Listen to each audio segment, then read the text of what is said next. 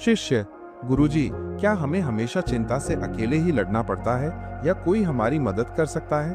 प्रिय शिष्य, यह एक गहरा और संवेदनशील प्रश्न है। अधिकांश लोग मानते हैं कि चिंता से लड़ना एक अकेली लड़ाई है, लेकिन सच्चाई ये है कि सही समय पर मदद मांगना न केवल संभव है बल्कि आवश्यक भी है। चिंता से लड़ने के दो तरीके हैं, इसे अकेले प्रबंधित करना, दूसरों से मदद मांगना।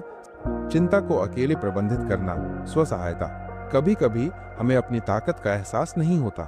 कुछ चिंताओं को भीतर से ही हल किया जा सकता है। अपनी मानसिकता, आदतों और दृष्टिकोण को बदलने से चिंता स्वाभाविक रूप से कम हो जाती है। अकेले कैसे लड़ें? चिंता के कारण की पहचान करें और समाधान खोजें। चिंता को अकेले संभालना कब सही है? जब चिंता अस्थायी हो और जल्द ही दूर हो जाएगी, जब आपको खुद पर इसे प्रबंधित करने का भरोसा हो। हालांकि अकेले लड़ना हमेशा सबसे अच्छा विकल्प नहीं होता है। कुछ लड़ाइयों में दूसरों के समर्थन की आवश्यकता होती है। दूसरों से मदद मांगना, मनुष्य सामाजिक प्राणी है।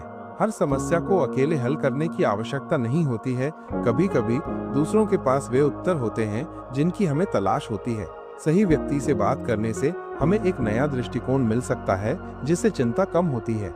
कौन मदद कर सकता है? भरोसेमंद दोस्त या परिवार, कोई ऐसा जो बिना किसी निर्णय के सुने और समझने की कोशिश करे।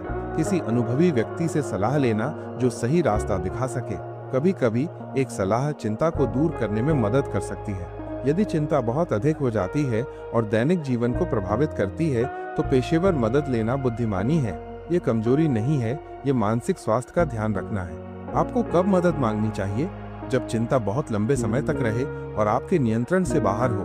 जब यह स्वास्थ्य, रिश्तों या करियर को प्रभावित करने लगे। जब आपको लगे कि कोई और सही दिशा प्रदान कर सकता है। चिंता से लड़ने का पहला प्रयास स्व सहायता होना चाहिए, लेकिन अगर ये बहुत अधिक हो जाए तो मदद मांगना पूरी तरह से ठीक है। सच्ची ताकत ये जानने में है कि कब अकेले खड़ा होना है और कब समर्थन मांगना है।